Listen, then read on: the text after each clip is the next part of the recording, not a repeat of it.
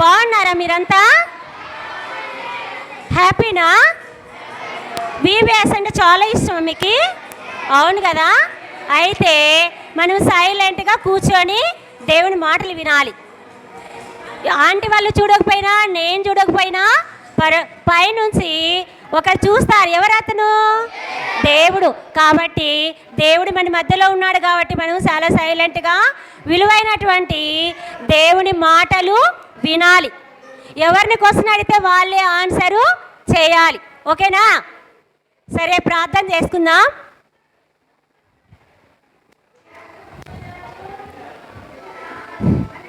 శాశ్వతమైన ప్రేమతో ప్రేమిస్తున్న నా ప్రియ పరలోకపు తండ్రి, వందనాలు స్తోత్రాలు చెల్లిస్తూ ఉంటున్నాను.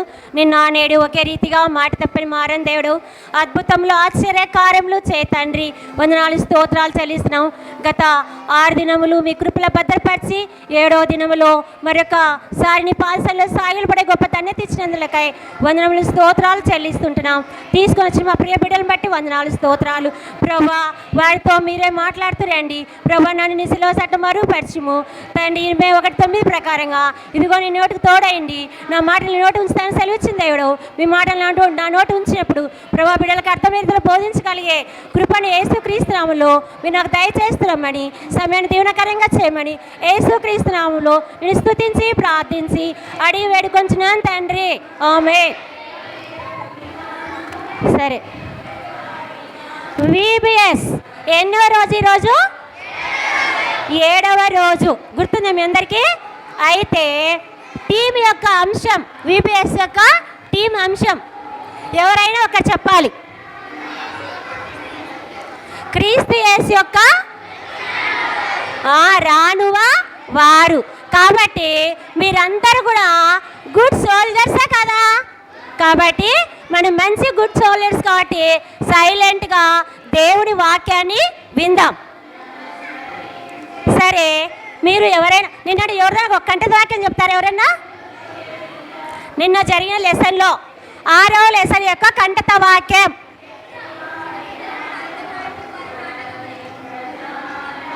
పరలోక రాజ్యము ఇలాంటి వారిదే. కాబట్టి ఈరోజు మనం ఎవరి గురించి, మనం ఇంతవరకు జూనియర్లో ఎవరి గురించి నేర్చుకుంటున్నాం? పౌలు యొక్క జీవితాన్ని నేర్చుకుంటున్నాం. పౌలు సువార్త ప్రకటిస్తూ ఎన్నో శ్రమలు పడుతూ వచ్చాడు కదా. అయితే ఈ దినంలో కూడా పౌలు ఎక్కడ ప్రవేశిస్తాడంటే మాసిదోనియా. ఎక్కడ? ఎవరు ప్రవేశించేది మాసిదోనియాలో? పౌలు. విన్నారు కదా. సరే, 7వ పాఠంగా మనం పౌలు గురించి నేర్చుకుంటున్నాం. అదే మాసిదోనియాలో పౌలు ప్రవేశించుట. దానికంటే ముందు మీకు ఒక చిన్న కథ చెప్తా. బస్ శ్రద్ధగా వినాలి, ఆన్సర్ చేయాలి. ఒక బాలిక, పాలి, ఏం పేరు? పాలి. ఏం పేరు? ఆ బాలిక ఏం చేస్తుందంటే దైవ వర్తమానికుల నిమిత్తమును తర్వాత మిషనరీల యొక్క నిమిత్తము ఎన్ని రూపాయలు ఇస్తుందంట? 10 రూపాయలు ఇస్తానని వాగ్దానం చేసింది. ఎవరు చేసినది? మీరు చెప్పాలి. ఎవరు చేసినది? పాలి. అయితే తన దగ్గర డబ్బులు ఏమి కూడా లేవంట. కానీ తన దగ్గర కొన్ని బొమ్మలు ఉన్నాయి. ఆ బొమ్మలు అమ్మినా కూడా ఆమెకి 2 రూపాయలు కూడా రాదంట. అది కూడా తెలుసు. ఎవరికి తెలుసు? ఎవరికి? పాలికి తెలుసు. అయితే ఆమె ఏం చేసిందంటే కష్టపడి ఎక్కడికి వెళ్ళింది? ఆమె కష్టపడి పని చేసిందంట. ఏం పని అంటే తన యొక్క చిన్నాన పొలంలోకి వెళ్ళి ఆమె డబ్బులు సంపాదించింది. అక్కడ ఏం చేస్తుందంటే బంగాళాదుంపలు ఏరుతుంది. ఎవరు ఏరుకునేది? పాలి. ఎందుకోసం? ఎవరికి ఇవ్వాలని చెప్పాలా? దైవ సేవకులు వర్తమాన నిమిత్తమును తర్వాత మిషనరీ నిమిత్తం ఇవ్వాలంటే కష్టపడింది. ఆ డబ్బులంతా కూడా దేవుని సేవకు ఇచ్చిందంట. ఎవరు ఇచ్చినది? పాలి ఇచ్చింది. తన సొంత ఖర్చుకి ఏమి కూడా వాడుకోలేదంట. ప్రభు సేవకే ఇచ్చేసింది ఆ డబ్బులంతా. ఎవరు ఇచ్చింది నాన్న? పాలి ఇచ్చింది. ఇప్పుడు మనము కథలోనికి వస్తాం. అయితే మనము 6వ లెసన్లో మాసిదోనియాలో పౌలు వస్తాడని చెప్పినాం కదా. అప్పుడు కలలో వస్తాడు. ఎవరు అతను?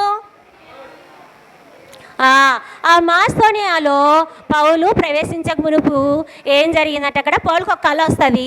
ఆ కళలో మాస్తోనియాలో ఉన్నటువంటి ఒక వ్యక్తి వచ్చి నువ్వు మా దేశానికి రావాలి, దేవుని మాటలు అందించాలి, సువార్త చెప్పాలి అని కళలో దర్శనం కలుగుతుంది. ఎవరికి కలిగేది నాన్న? పౌలుకి కలిగితే అప్పుడు పౌలు మాస్తోనియాలోకి వస్తాడు. పౌలు మాస్తోనియాలోకి వస్తారు. ఎక్కడికి వచ్చారంట? మాస్తోనియాకి వస్తారు.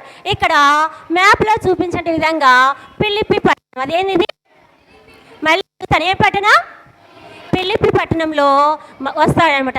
అప్పుడు నదీ తీరంన ఏం జరుగుతుందంటే చూడండి, ఇక్కడ కొంతమంది స్త్రీలు ఉంటారు. ఎవరుంటారు? కొంతమంది స్త్రీలు ఉంటారు. వీళ్ళు ఏం చేస్తారంటే పౌలు ఏమనుకుంటాడంటే దేవుడు నన్ను మాస్తోనే పంపిస్తున్నాడు అని చెప్పి అన్నాం కదా కళలో. అయితే తన సేవకులు తీసుకొని విశ్రాంతి ఫిలిప్ అనే పట్టణానికి వస్తాడు. ఎవరు వచ్చింది ఇక్కడ? ఎవరు వచ్చారు? పౌలు వచ్చారు. పౌలు వచ్చిన తర్వాత ఆ ఫిలిప్ పట్టణంలో కొంతమంది స్త్రీలు ఉన్నారు. ఎవరున్నారు? ఇది స్త్రీలు ఉన్నారు. నదీ తీరమున వాళ్ళు విశ్రాంతి దినమున నదీ తీరం అంటే గవిని దాటి నదీ తీరమున కూర్చొని ఉన్నారు. కూర్చొన్నప్పుడు ఇక్కడ పౌలు వచ్చారు. ఎవరు వచ్చారు? పౌలు వస్తే అప్పుడు పౌలు ఇక్కడ ఎందుకు వచ్చారు అంటే గన నదీ తీరమున ప్రార్థన జరుగును అనుకొని వచ్చారు. వస్తే అక్కడ కొంతమంది స్త్రీలు కూడుకొని ఇక్కడ చర్చి లేదు, ఏమి లేదు, అయితే ఏ స్థలంలోనైనా సరే ప్రార్థన చేసుకోవచ్చని మాట్లాడుకుంటూ ఉన్నారు. ఎవరు మాట్లాడుతున్నారు అక్కడ? స్త్రీలు మాట్లాడుతుంటే ఇక్కడ పౌలు ఎందుకు వచ్చారంటే దేవుని వాక్యాన్ని బోధించేదానికోసం. ప్రార్థన జరుగుతుందని చెప్పినాం కదా. విశ్రాంతి దినాన పౌలు ఏ పట్టణానికి వచ్చారు? ఫిలిప్పి. ఎక్కడికి వచ్చారు? గవిని దాటి వాళ్ళు ఎక్కడున్నారు? నదీ తీరంన. ఎందుకోసం వచ్చారు? ప్రార్థన జరుగునని వచ్చారు. వచ్చిన తర్వాత ఇక్కడ స్త్రీలు మాట్లాడుకుంటున్నారు. ఇప్పుడు పౌలు ప్రసంగిస్తూ ఉన్నాడు. ప్రసంగిస్తున్నప్పుడు దేవుని మాటలు వీళ్ళు వింటూ ఉన్నారు. ఎవరు వినేది ఇక్కడ? ఎవరు? స్త్రీలు వింటూ ఉన్నారనమాట. వింటుంటే ఇందులో దైవభక్తి కలిగినటువంటి స్త్రీ, ఆ స్త్రీ ఎవరంటే లూదియా. ఎవరు? లూదియా దేవుని మాటలు ఈ స్త్రీలందరిలో కూడా దైవభక్తి కలిగినటువంటి స్త్రీ ఎవరు? లూదియా దేవుని మాటలు వింటూ ఉంది. కానీ అయితే ఆమె హృదయము దేవునికి ఇవ్వలేదు. ఈమె సరే ఈమె లూదియా, ఈమె పేరు లూదియా. ఈమె ఏం చేస్తారంటే ఊదా రంగు పొడి ఉంది కదా, ఆ పొడి అమ్ముకునే స్త్రీ.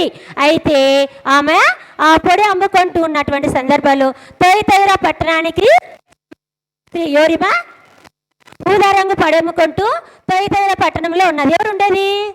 లూదియా. ఇప్పుడు ఎక్కడికి వచ్చింది? ఫిలిప్పి పట్టణానికి వచ్చింది. ఎందుకు వచ్చింది? దేవుని వాక్యము వింటా ఉందన్నమాట. వింటా ఉంటే అప్పుడు ఆమె హృదయాన్ని ప్రభు తెరుస్తాడు. తెలిసినప్పుడు ఆమె యేసు ప్రభు ఏం చేస్తుందంటే పాపముల కోసం వచ్చాడు, ఆయన మరణించారు, తిరిగి లేచాడు అని చెప్పి దేవుని యందు విశ్వాసం ఉంచిందంట. ఎవరు?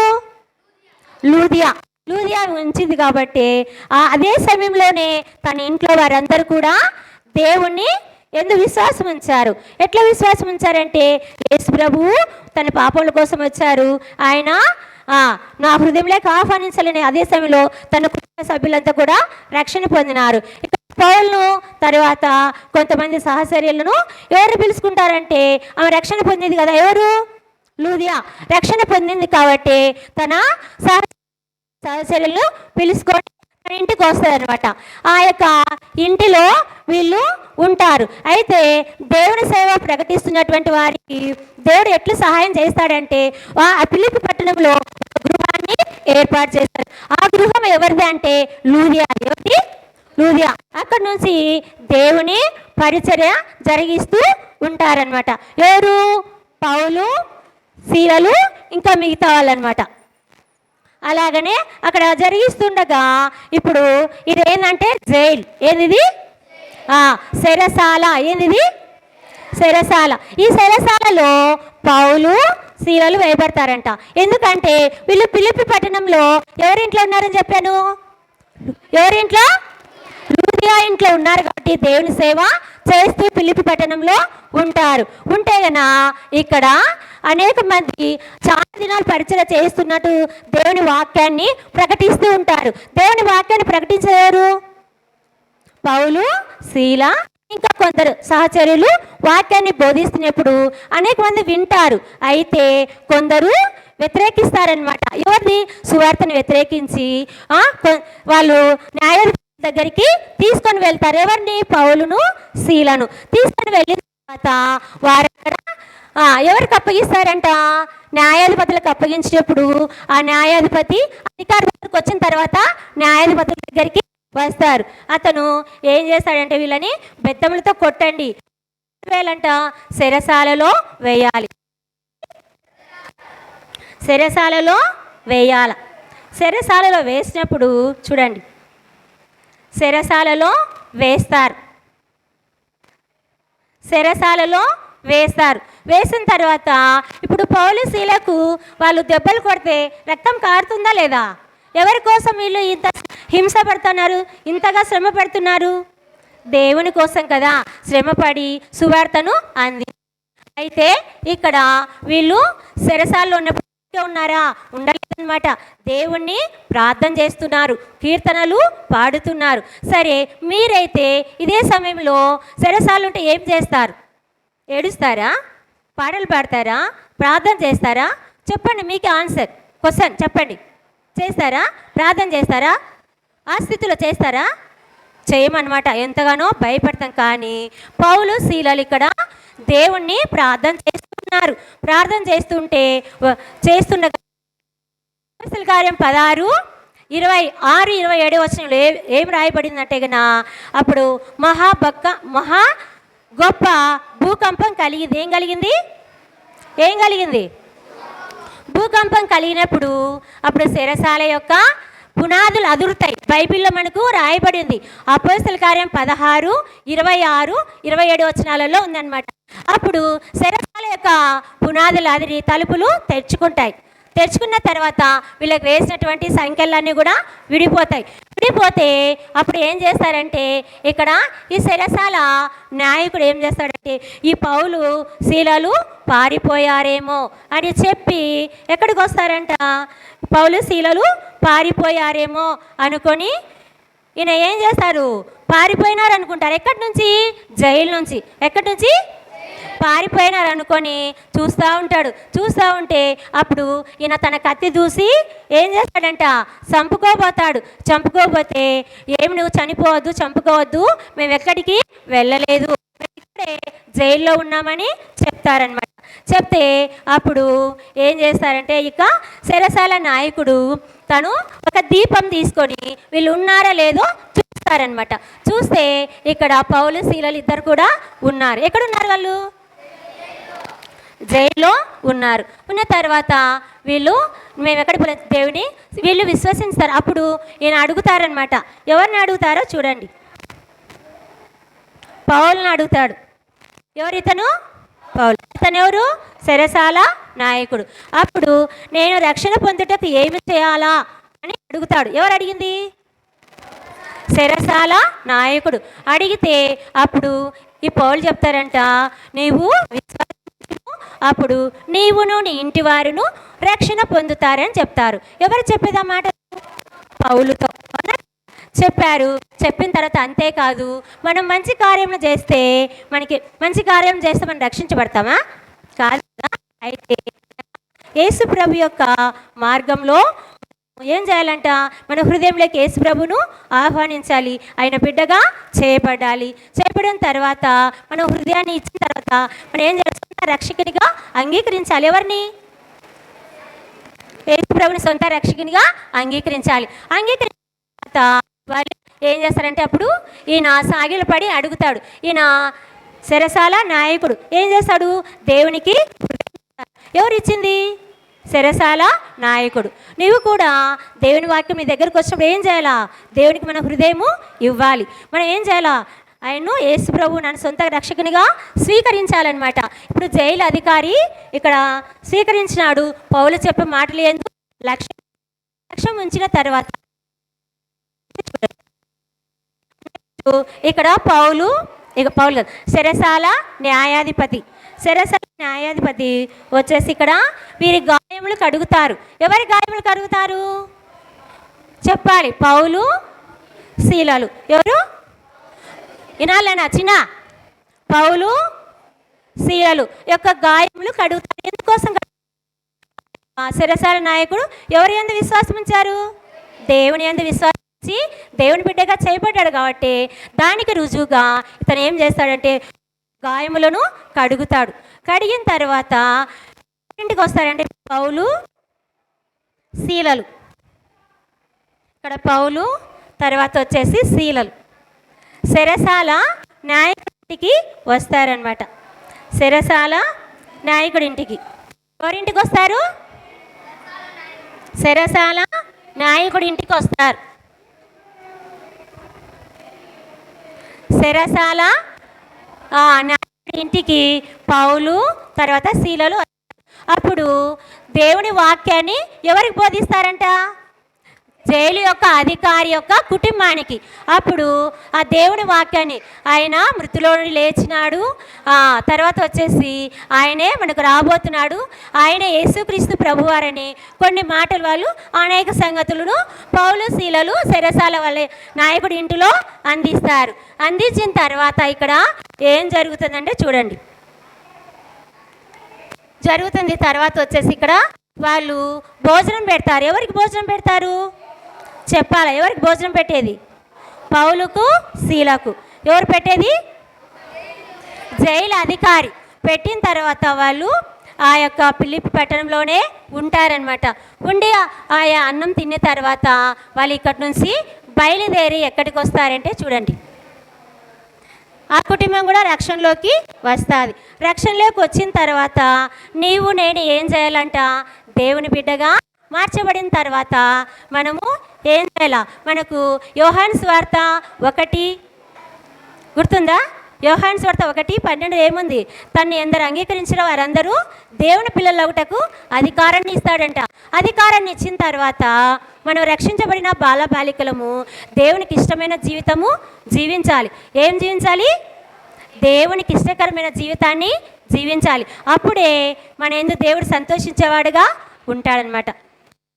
సరే, అక్కడ అయిపోయింది. నెక్స్ట్ వచ్చేసి ఇక్కడ మనము చెరసాల జైలు న్యాయాధిపతులు అన్నీ అయిపోయింది. ఇప్పుడు లూదియా ఇంట్లో ఎవరున్నారు? ఇక్కడ లూదియా ఇంట్లో ఎవరున్నారంటే పౌలు ఉన్నారు, తర్వాత వచ్చేసి శీల కూడా ఉన్నారు, కూర్చున్నారు. వీళ్ళంతా ఎవరింట్లో ఉన్నారు?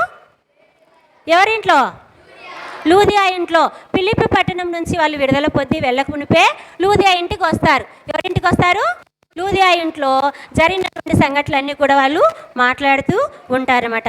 అక్కడనే ఎవరెవరు ఉంటారు? పౌలు ఉంటారు, శీల ఉంటారు, తర్వాత వచ్చేసి లూకా ఉంటాడు, వైద్యుడైన లూకా ఉంటాడు, తిమోతి కూడా ఉంటారు. అప్పుడు ప్రభు కోసం శ్రమ పడిన తర్వాత ఎన్ని బాధలు వచ్చినా మనం ఓర్చుకొని ఎవరిపైన ఆధారపడాలి? దేవుని పైన ఆధారపడాలి. ఆధారపడినప్పుడు దేవుడు మనకు సహాయం చేస్తాడు, మన జీవితాన్ని హెచ్చిస్తాడనమాట. హెచ్చించిన తర్వాత వీళ్ళు ఏం జరిగిందంటే ఇక్కడ హెచ్చించబడతారు. తర్వాత ఇక్కడ హెచ్చించబడి లూదియా ఇంట్లో నుంచి వాళ్ళు వెళ్ళిపోతారు. వినాలనా? లూదియా ఇంట్లో నుంచి వాళ్ళు వెళ్ళిపోతారు.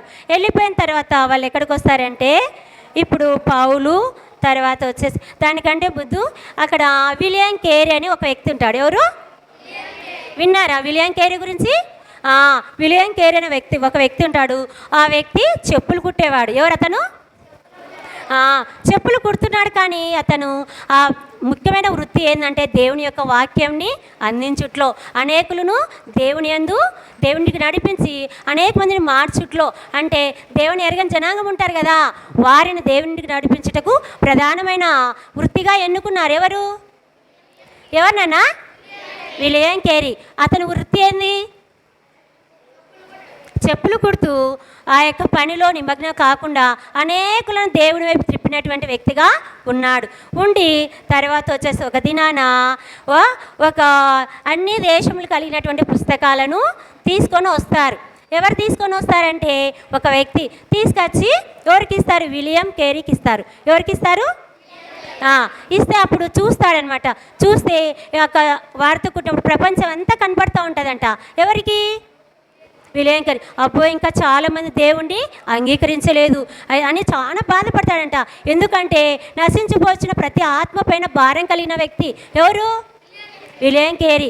అప్పుడు బాధపడుతూ ఏం చేస్తాడంటే హిందూ దేశమునకు ప్రయాణం చేస్తాడు. ఎవరు ప్రయాణం చేసేది?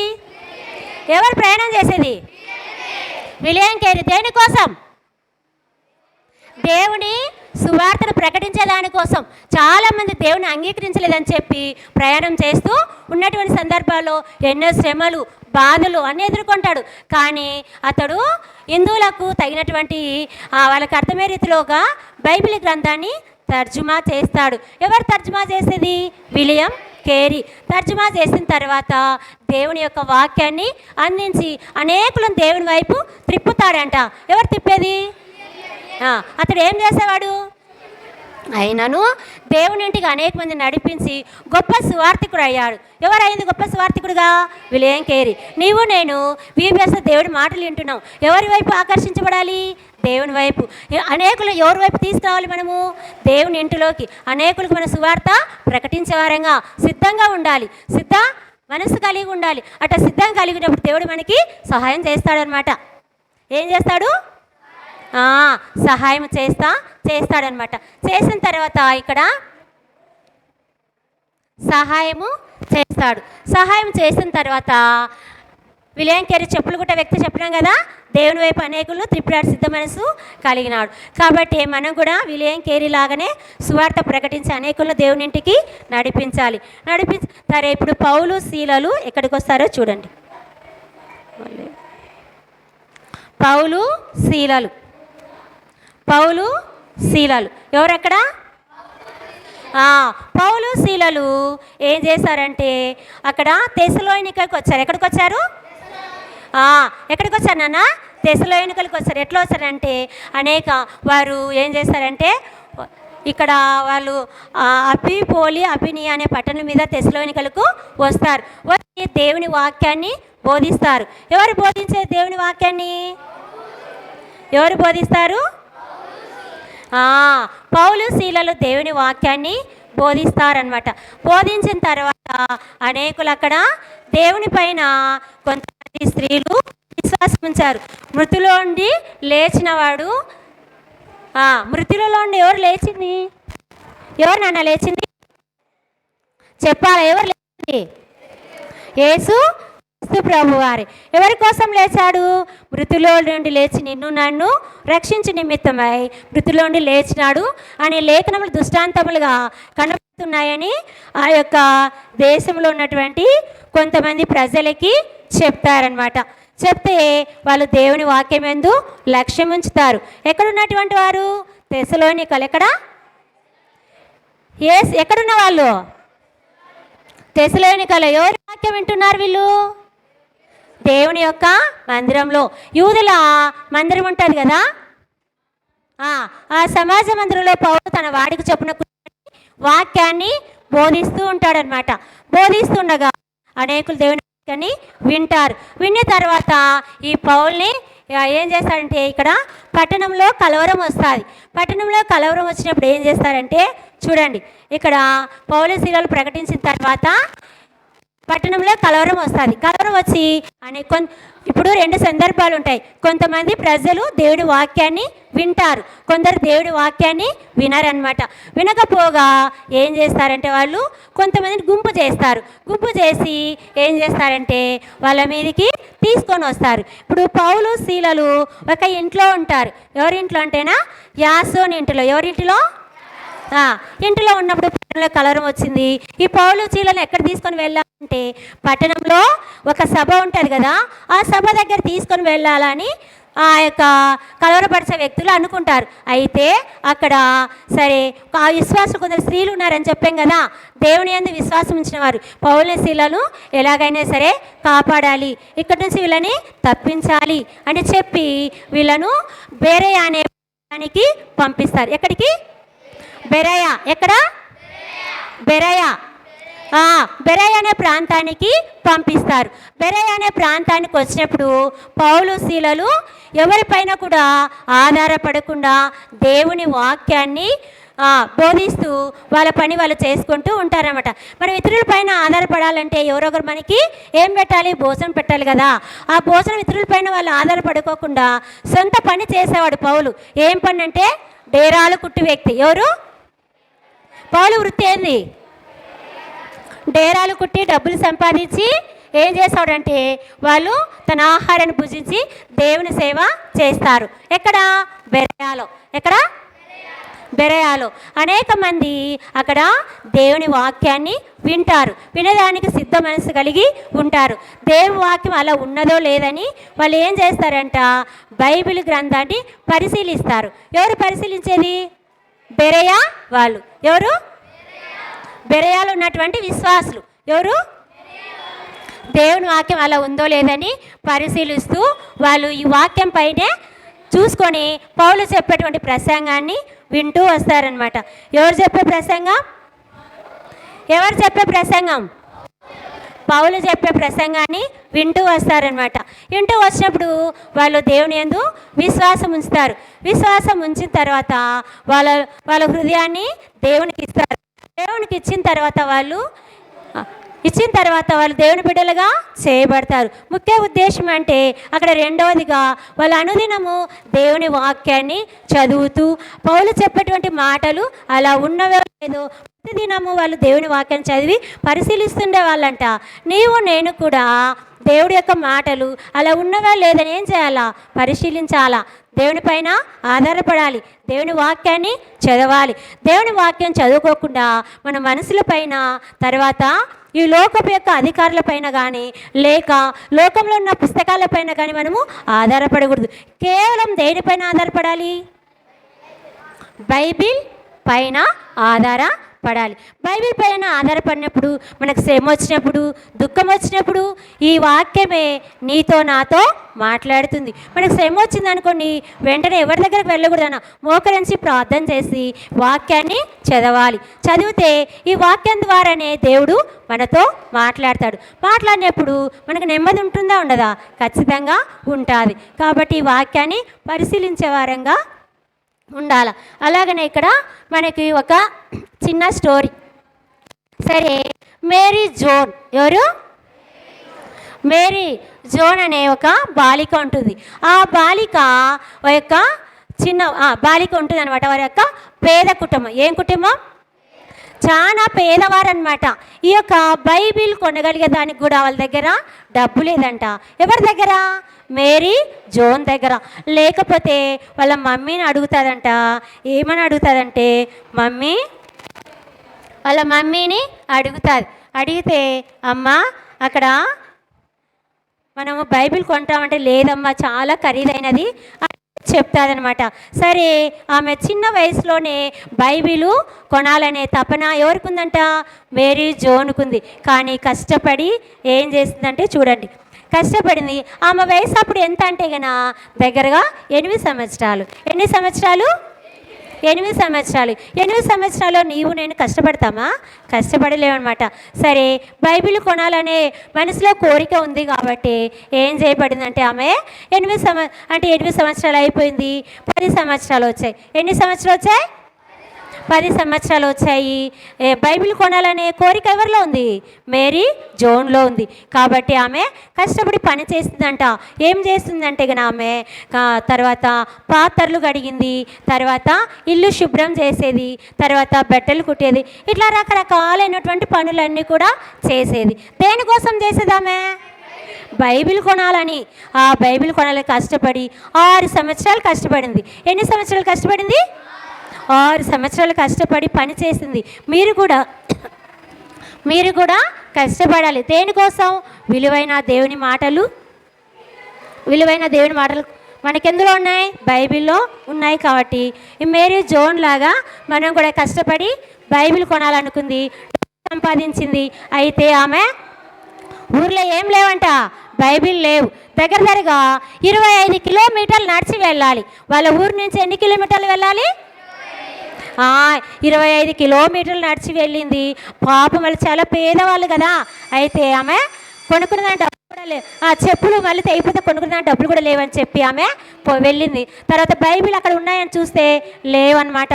అక్కడ రెవరెండ్ థామస్ గారు బైబిల్ అన్నీ అమ్ముడుపోయాయమ్మా అని చెప్తాడు. చెప్తే ఆమె చాలా బాధపడుతుందంట. ఎవరు బాధపడేది? మేరీ. ఎవరు బాధపడేది? మేరీ జోన్ బాధపడింది.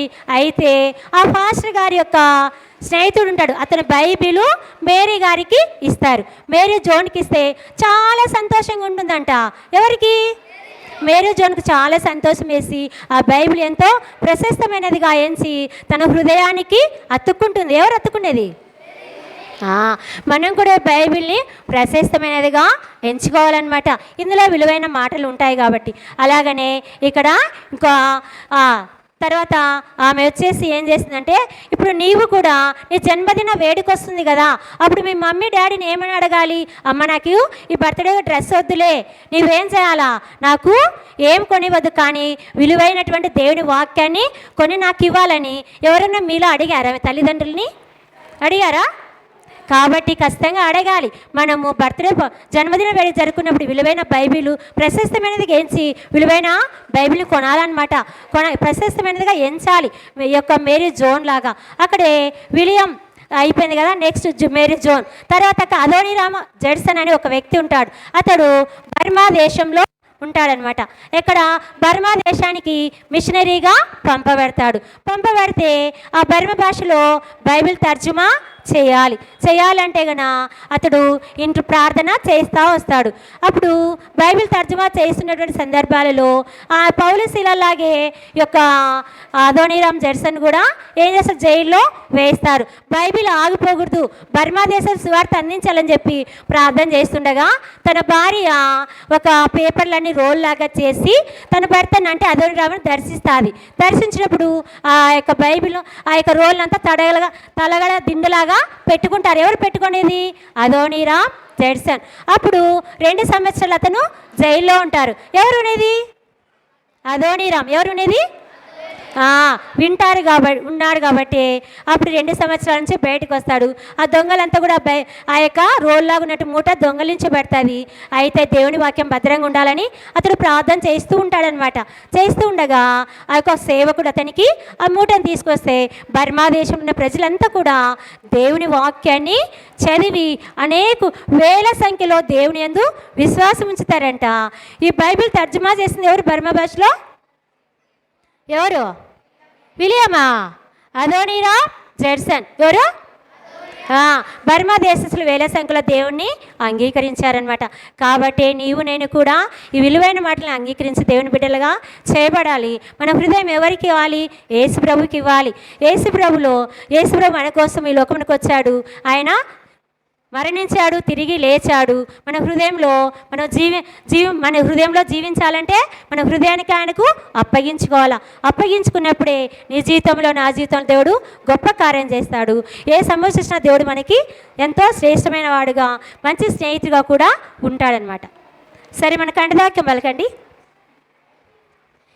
వినని వారు ఎట్లు విశ్వసించుదురు, ప్రకటించువారు లేనప్పుడు వారు ఎట్లు విందురు, ప్రకటించువారు పంపబడిన ఎడల వారు ఎట్లు ప్రకటించుదురు. రోమా 10:14-15 ఈ వాక్యం అన్నమాట. సరే, ఇప్పుడు విలియం కేరీ చెప్పులు కొట్టి గొప్ప సువార్తను అందించాడు. మేరీ జోన్ కూడా ఏం చేసింది? బైబిల్ కొనింది. మీరు ఆ తృష్ణ కలిగి లూదియా హృదయం తెరవబడింది. మీ హృదయం కూడా తెరవబడాలి. విలియం కేరీ లాగా సువార్తను అందించాలి. తర్వాత వచ్చేసి అదోనీరామ్ లాగా అనేకులను దేవుని వైపు త్రిప్పేవారంగా ఉండాలి. బెరియా వాళ్ళు పరిశీలించారు కదా దేవుని వాక్యాన్ని. అనుదినం మనం కూడా దేవుని వాక్యాన్ని చదువుతూ దేవుని పైన ఆధారపడుతూ ప్రార్థన చేసుకుంటూ మనము దేవునికి పూర్తిగా సమర్పించుకొని అనేకులను దేవునింటికి తీసుకురావాలని ఈ దినం దేవునితో మాట్లాడుతున్నాడు అనమాట. సరే, ప్రార్థన చేసుకుందాం.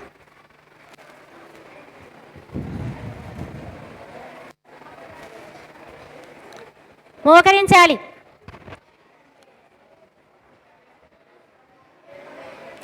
మోకరించాలి. ఇంకా సౌండ్ వస్తుంది. మోకరించాలి.